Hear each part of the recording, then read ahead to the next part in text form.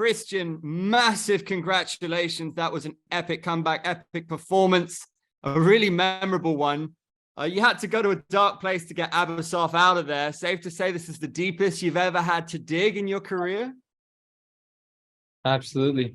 This was the toughest fight of my career. And, Abasov brought out the best in me. I feel like I brought out the best in him. And it was definitely not an easy fight, but all the training and hard work that I put in was able to pay off when the time came down to it. We'll go across to our first question from the media now, which comes from Jeffrey Hu of Kung Fu Kingdom. Hello, Christian. Can you hear me? Yes. Okay, Christian, first of all, congratulations on being the champ. You've shown a lot of heart, and I would like to ask, you were like in the first round, you were knocked down and it seemed like that you were going to get finished, but then somehow you managed to gain second wind. And like the guy just said, it was a really tough fight for you and it was really tiring, but you managed to like pull through and get the win. Was there anything else that like helped you to like dig deep besides like the training? Well, aside from the training, which of course is what allows me the ability to keep pushing, I feel like what helped me to dig deep when I really had to was going back to the reason why I fight. I don't just fight for myself. I'm in there fighting for my family. I'm in there fighting to provide. So there's not a second that I think about quitting when I'm in there. So as long as I still got a little bit of fight left in me, I'm going to keep pushing forward. That's some really great motivation. And so now that you're the welterweight champion, what do you plan on doing after this? Like, say, are you planning on defending your welterweight title like a few times, or do you plan on like moving back down to featherweight and like try to go for a triple champ status? I definitely don't plan on moving back to featherweight. If I do claim a third world title, it'll only be going up. But right now, I've got my hands real full with 2 world titles. So I don't plan on abandoning the lightweight division just yet. My next fight is going to be down at lightweight, defending the belt. But for now, I've taken 2 fights within the last 3 months. I'm ready to take a little break, take some time off, and then get right back to work. Okay, thank you. Thanks, Jeffrey. For our next question, it comes in via the chat from spin.ph, who asks, how did you feel as a welterweight and how does it compare to lightweight? I felt great fighting at welterweight, and it's very similar to fighting at lightweight. In the lightweight division, you have a roster full of very tough opponents, and at welterweight, it's much of the same, except that they're 15 pounds heavier. For me, I feel that I'm competitive in both divisions, and I plan on doing so for the next few fights. Next question comes from Luisa Morales of Philippine Star, who asks, what does it mean to you becoming the welterweight champ just a couple of months after regaining the lightweight belt? It's an amazing feeling. Definitely the highlight of my career. This fight was my biggest fight yet, and I'm very happy that I was able to get the job done and get a finish in the 4th round. Next up, we go to Abdullah from Verdict MMA. Hey, Christian, congratulations. Thank you. It's clear that you're not just trying to keep the family legacy alive. You're chasing new heights to elevate it to another level, and you did just that tonight. What's the next step for the family to leave no doubt that the Lee name is the greatest family name in combat sports? That's the thing about my family is I got 4 siblings.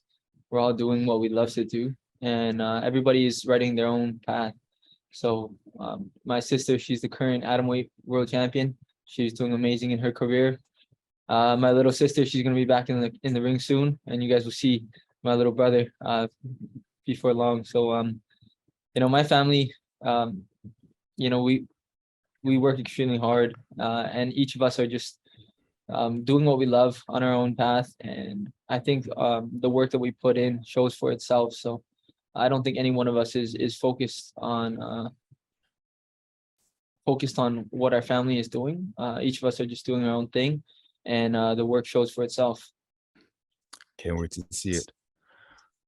You're now the double champion. There's really not much left to do, especially at your young age. Is there any goal that you set for yourself that you haven't achieved yet?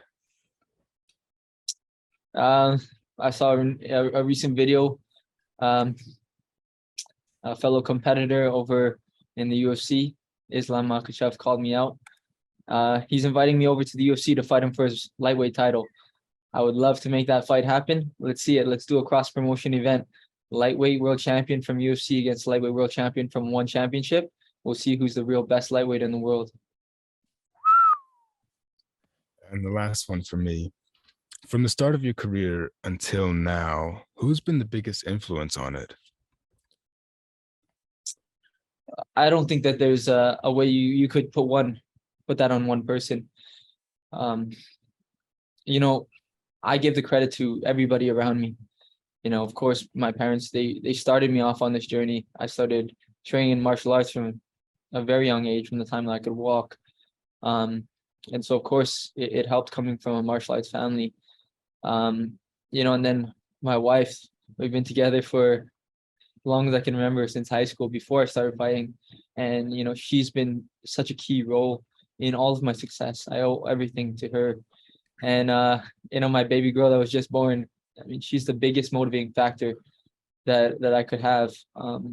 Just every day when I step into the gym, every day I step in here into the ring, I know that I'm fighting to provide for my family. So just everything, everybody around me is a positive influence, and I'm grateful for the support system that I have.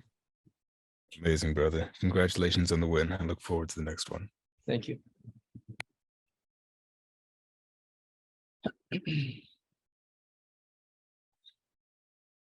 Thanks, Abdullah. We go across now to Andrew Mack from MMA Island.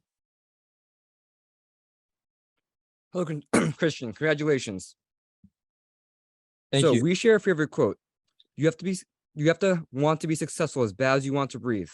What does that quote mean to you now, especially after the fight in that first round? That quote holds true.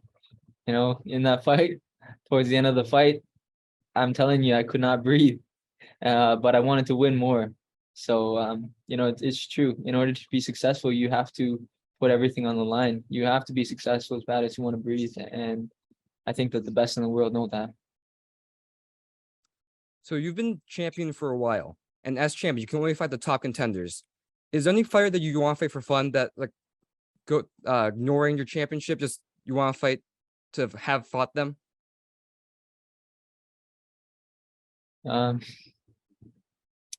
Right now, you know, I'm the lightweight world champion, the welterweight world champion. I want to fight the best of the best. So whoever that may be, you know, I spoke earlier about a potential crossover fight between UFC lightweight champion Islam Makhachev. That's definitely an exciting fight. But we'll see where it goes. I'm keeping my options open, and just whatever I can do to challenge myself. All right, congratulations. Thank you.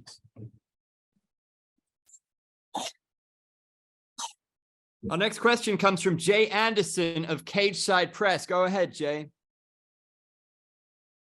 Thanks very much. And Christian, congratulations, champ. Hell of a performance tonight. Absolutely wild fight, start to finish. And obviously the first round. I'm not going to ask you to try and go over that first round. I don't even want to. But what did your corner tell you going into the second? My corner, consisting of my dad, my brother Adrian, and Shakur, they I couldn't tell you. You know, the fight's a blur. It literally just happened. But I can tell you that a very pivotal moment of the fight happened in the fourth round when the finish was there. I was looking for the arm triangle. As you can see, if you play the fight back, I heard my dad yell over to abandon it and to go for the finish. That's what I did, and the finish happened. So, and I have the best corner in the world. Absolutely. And we had Chatri in here earlier, and he did mention that he felt you looked a little slower tonight. He thought maybe, the extra weight might have factored into that. Is that something that you felt, or was there something else behind that perhaps?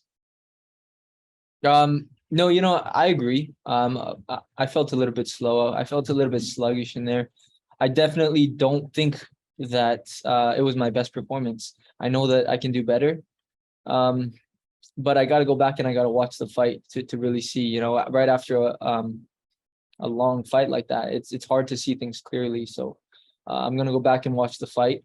But absolutely, I believe that there was a few things that factored into me starting off a bit slow in the fight. But the hard work that I put in was able to pay off and help me dig deep when I had a slow start. So although this, in my opinion, was not my best performance, I'm happy with the outcome. Dig deep you did. Obviously, you got the outcome you wanted. Last one for me. You mentioned the possible crossover with Islam. We know the UFC doesn't really like to co-promote.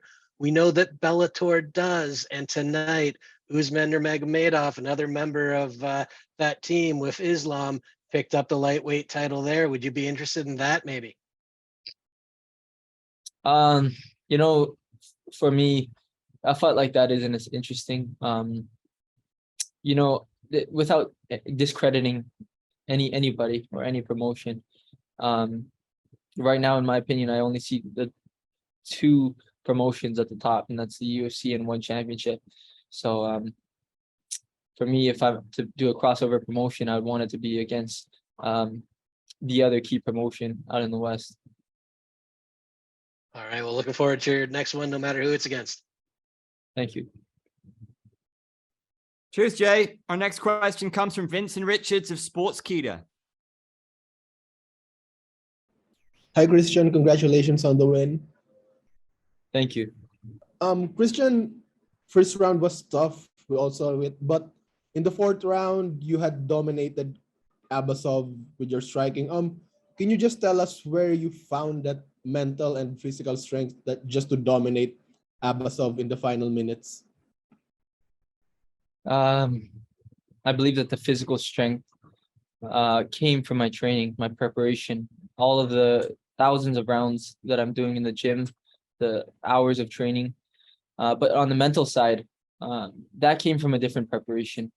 That came from the experience of fighting for the last 8 years, from doing this my whole life, from learning by my mistakes, and everything that I've experienced over the past few years has led to me building up the mindset that I have that's able to allow me to dig deep and to push when it really comes down to it. Just another question. Of course, you're a dad now, but what was it like fighting, preparing for the fight, knowing that you have another baby coming your way? For me, it's added motivation. There was already enough pressure, but enough motivation fighting to provide for my one daughter. And now with another baby on the way, I got to do my job as a dad. I got to provide for my family. So losing was not an option. Thanks so much, Christian, and congratulations again. Thank you. Cheers, Vince. Our next question is from Jack Dankoff of Sherdog. Congratulations, Christian. Incredible performance. Thank you. As one of the few Canadian mixed martial artists to win a championship in a major organization, how does it feel to now be one of only 2 Canadian mixed martial artists to become a 2-weight world champion, the other one being George St. Pierre? It feels great, this was just such a big moment for me in my career, and I'm very glad that I was able to get this opportunity, first of all, and then second, to capitalize on it and to win the title. So a very big moment for me in my career, and I'm just very happy, very relieved that it's all done and the goal has been accomplished. Right. And one more for me. You mentioned a cross-promotion fight with Islam Makhachev, which would obviously be huge. Without giving away too much, because obviously you wouldn't want to give away your game plan, would you attempt to grapple him? Because your grappling tonight looked outstanding, and that was at 170 pounds. or welterweight. So would you try to grapple him at lightweight? Absolutely. I would feel confident grappling anybody in the world. And if the two of us were to face off, I think it would make for a great fight. Definitely exciting for the fans. And I would not be afraid to bring it to the ground to grapple him. Thank you, Christian. Congrats. Thank you.